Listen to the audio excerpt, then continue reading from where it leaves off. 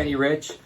I feel like Jenny is, now granted she hasn't been competitively clogging for a long time, but when she was one of the most technically perfect female cloggers there was. Oh yeah, and her acapella, beautiful. So and good. I really appreciate acapella clogging. Yeah, and so do I. And I'll tell you what, she's had foot surgery twice, and her acapella, even with that, is still pretty impressive. It's pretty impressive. She's Nice. Awesome, yeah. Yeah.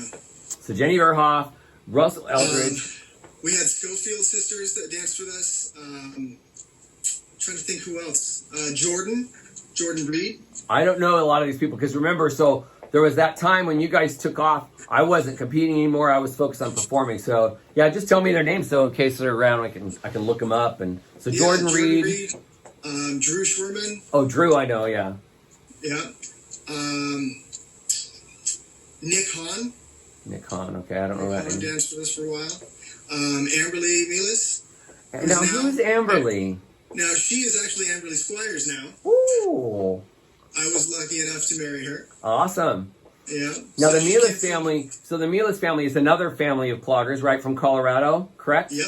And That's right. I have never seen them dance, but I have heard of them and that they were very good, right? And so I didn't make the connection until I don't know how I made that connection. It was recently that Amberly was one of the Miele family. And how long have you guys been married? 2 years. 2 years, right? Yeah. So, 2 years next week. So is it a situation where you're definitely lucky and married up? Oh, I certainly did. Where do you guys? If I wasn't a clogger, and I will tell all the young guys out there that are dancing, if I wasn't a clogger, I wouldn't be able to marry up like I did. Nice. She is beautiful. Your wedding picture on your profile from Facebook is great. She's stunning. Now, do you guys live in Southern California still, right? Yep, in City of Orange. You live right by me? I do. Why did I think you lived far away from me? Yeah, are you in Anaheim? I'm in Anaheim. Yeah, I'm like down the street. Oh my gosh, that's crazy. Now, Yeah. I know, now Patrick has grown up and gotten a real job because like most cloggers, that's what has happened. Patrick has a job I respect a lot. Patrick is a cop, right? I am, yeah. I work with the LA County Sheriff's Department. Yeah. And I also work in construction. So. Oh, nice. Yeah. Very cool. So does Amberly, does she still clog at all? She does occasionally with her family. So she'll go back and she'll teach classes and do shows. I actually did a show with them about 2 years ago, soon after we got married. So, Nice. Yeah. Okay. Well, now that I know Amberly is here, and I might have to hit her up for gigs. I don't know if you still clog anymore, but I have occasional gigs that pay money, right? I clog pretty much every day. Do you really? I do. I don't put on my clogging shoes, but I'm clogging around all the time. It's So, hard not to move like that, right? It's It's hard once because I tell you, Once it's in you, it's in you.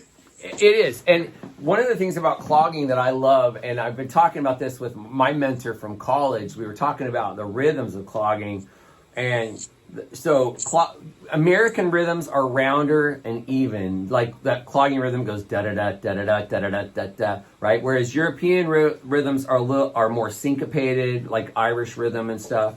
But the American round rhythms feel so good when you do them, when you hear them, when people see them. They're just they create an emotion within you, right? It's not just that it happens to be fun to do. There's a physical reaction in our body with that rhythm. Yeah. And that's why I love Branson so much. Going back to Branson, Missouri, all the music back there, it's like a clogger's dream. Yeah. That was my first national competition, was Silver Dollar City. I went there. We were lucky enough. I had only been clogging 10 months, and we won overall. It was a magical thing. And then we went on our lucky string. So tell me about the Branson show. You guys did the show at the park, right? We did, yeah. Tell me about that. 'Cause And, I've never done it or that seen it. We did that for a couple of years, and always in the heat of summer where it was just humid, where it was like you got out of the shower in the morning and you'd never dried off. And yeah, but those shows were so much fun because they weren't so much trying to be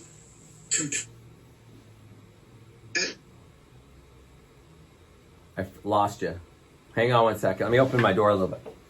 Say that last part. The shows were so much fun. Why? Because it was not about, you know, being perfect and winning a competition. It was about connecting with the audience and bringing them into it and just having a really good time. I love it. That's what I've been doing since, you know, I competed in the 80s and early 90s, and ever since then my focus has been on exactly what you're saying: performing, having fun, connecting with the audience, getting to share clogging with people that might not otherwise get to see it, right? Which is most people in California. Most people in California. And you know what? Never heard of it. I'll tell you, exactly. Well, I'll go all over the country doing shows with Powerhouse, and people will go, "What's that? Is that tap dancing?" Like, I'm like, no, I have to explain it. And that's one of the things that's been nice with my YouTube channel this year.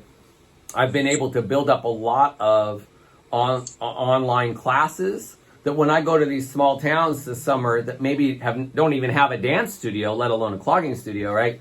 They can start to clog. I have one lady in Washington that wanted to learn 2 years ago. Well, guess what? Now she's clogging every week by watching my videos online. So it's been kind of cool to get to. We were talking about Amberly. Amberly, right? So she's one of the Miele's Cloggers, Miele's Family. And did Miele's Family do America's Got Talent too? They did. Okay, now I think that's where I first heard the name. Was I heard that they did that? Yeah, actually, I have a picture of them right here. Nice. Very cool. Very cool. Yeah. All right, so look at it. Is it called? They are a very talented group of dancers. I love it. I love it when people meet through clogging and they have that passion they share about, and then they can connect that and share it with the rest of their life. You and Amberly, you know, Greg and Maria Tucker, Brian and Bonnie Steele. There's a lot of people who have been fortunate enough to meet someone they love during clogging and be able to share that in their life. I think it's pretty cool. So congratulations to you and Amberly, who I've never met. But one day. She's amazing though. Yeah. She looks amazing. She's beautiful. California. So you know what you guys did that's pretty amazing? So California clogging is a different monster than anywhere else, isn't it, right?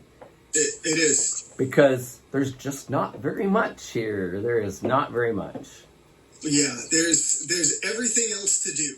So, I mean, I grew up playing basketball, baseball, soccer, singing in choir, in Boy Scouts. I mean, there's a million activities that you can get into.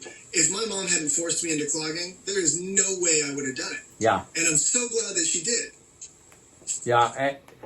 The thing about California clogging, you're right. There is a lot of other stuff to do, and because most of the cloggers here are recreational cloggers, which, as I've said many times, I love clogging because there's a place for recreational clogging, there's a place for performance clogging, there's a place for competition clogging, but because most of it here is recreational clogging, it doesn't draw in kids like competition does. Right. Right? So when you were a kid, there were a few competitions, but there was Pacific Coast, Servites.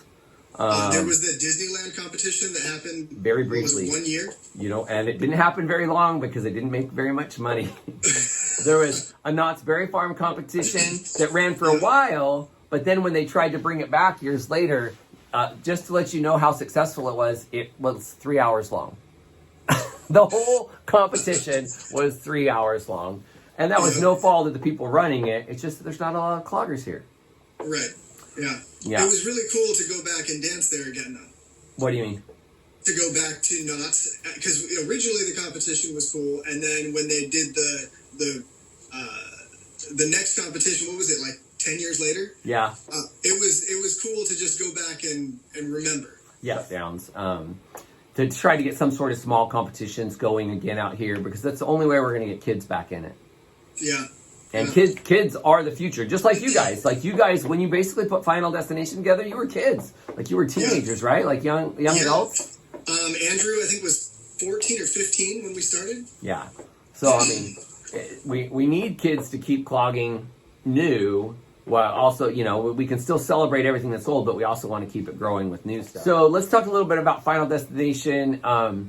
I told you that I have had dancers from Powerhouse, really good dancers, that have told me flat out, if they had not seen Final Destination, they probably would have quit clogging. But Final Destination ignited kind of a new passion in them to keep going, to do better and be better in what clogging could be, right? So how do you think with Final Destination, what would you like in your dream world? How would you describe what you'd like the legacy of Final Destination to be? I would say I would want to inspire the next generation to continue this and to constantly evolve the dance form, because I feel like that's what Final Destination did with, and I can't claim credit for that, but with Andrew's choreography, it kind of altered the trajectory of clogging in a permanent way. Yeah. And I feel like if we can keep on getting that to happen and getting kids excited about what they can add and how they can alter the course of clogging and where it goes and what they can do with it. Yeah, but I want to correct you a little bit. It was Andrew's choreography, but I feel like without the passion of those core members that started it, it was all together. It's intertwined, right? You guys are all part of that. Well, thank you. And hats off to Andrew, because he is amazing too, right? He's got some serious talent. Yeah, you know, sometimes it's better to go out and be on top. And, right. You know what I mean? Because we all get a little older, right? And you don't have the same time. Big regular life, grown-up commitments take over and take away from that ability to put that time in that it takes to be as great as you were, right? You know, as a team. Yeah, and it does. It takes a lot of time, and as you get older, you realize it takes a lot of dedication to make that time. Yeah, it does. It really does. You have to really you have to sacrifice some of the fun stuff that people do in life to be part of a disciplined team like that, for sure. Right. For sure. Well, I hope I think you should clog again at some point, dude. Yeah. Like not just in your room there in your socks. I think you should really clog again. Yeah, and I probably will. I think I will. That's good. Patrick, I love it. So it was really nice to get to talk to you today. Oh my God, yeah. Please give this guy some support. He's a great guy. Please subscribe to his channel. You won't regret it. Yeah, and you guys subscribe to the channel, and not only that, but click the bell for notifications. And if you see a video you like, share it with your clogging friends. Giving away almost $1,000 so far since October. Patrick, thanks again. I can't wait to meet Amberly someday. And you have a good day, man. Hey, you too. All right, everybody. Bye.